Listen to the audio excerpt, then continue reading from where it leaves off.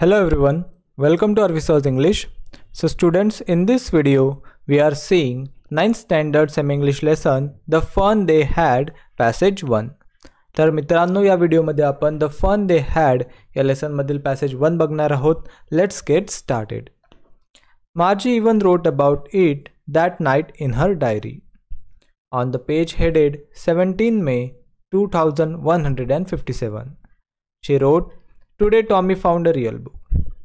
मार्जीने त्या दिवशी त्या रात्री आपल्या डायरीमध्ये ते लिहिलं सुद्धा. पेजवर तारीख होती 17 मे 2157 आणि तिने लिहिलं, today Tommy found a real book. आज टॉमीला एक खरं पुस्तक सापडलं. सो इथे तुम्ही नोटीस करू शकता की ही जी डेट आहे ही फ्युचरमधली डेट आहे, म्हणजे जी स्टोरी आहे ती फ्युचरमधली स्टोरी आहे. It was a very old book. Margie's grandfather once said that when he was a little boy, his grandfather told him that there was a time when all stories were printed on paper. ती book फारच जुनी होती, फार old book अशी ती होती. एकदा मार्जीच्या ग्रँडफादरने तिला सांगितलं होतं की जेव्हा ते लहान होते, when he was a little boy, his grandfather told him, तेव्हा त्यांच्या आजोबांनी त्यांना सांगितलं होतं की there was a time when all stories were printed on paper.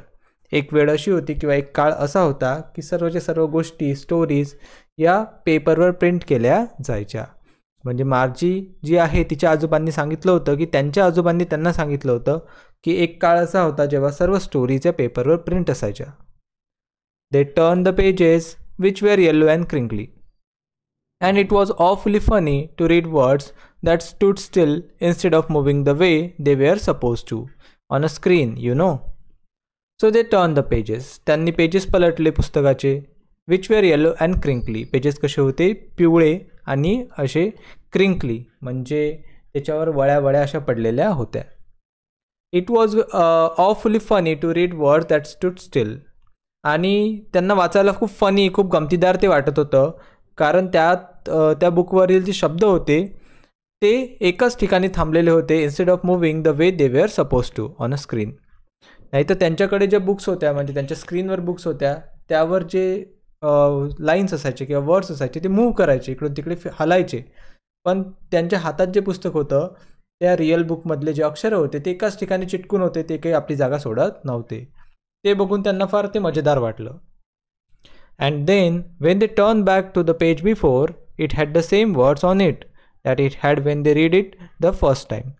आणि जेव्हा त्यांनी पेज उलटपालट केलं तेव्हा त्यांनी नोटीस केलं की आधीच्या पेजवर तेच शब्द अजूनही आहेत जे त्यांनी आधी वाचले होते, म्हणजे शब्दांनी आपली जागा बदललेली नव्हती. हे मार्जी आणि टॉमी दोघांनाही फार फनी वाटलं. Gee said Tommy, what a waste. When you are through with the book you just throw it away I guess. Tommy म्हणाला, शी बाबा, व्हॉट अ वेस्ट. किती वेस्ट आहे हे, किती बिनकामाचं आहे हे.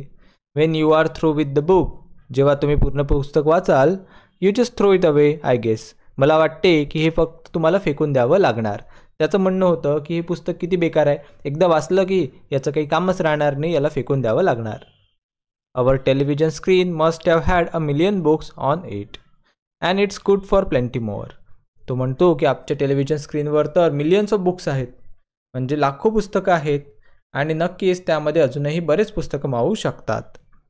I wouldn't throw it away, आणि मी ते फेकून सुद्धा देणार नाही, म्हणजे माझ्या टेलिव्हिजन स्क्रीनमधले बुक्स मी कधीच फेकणार नाही. Same with mine said Margie. Margie म्हणाली की अरे बरोबर, माझ्या बाबतीतही तसंच आहे. She was 11 and hadn't seen as many telebooks as Tommy had.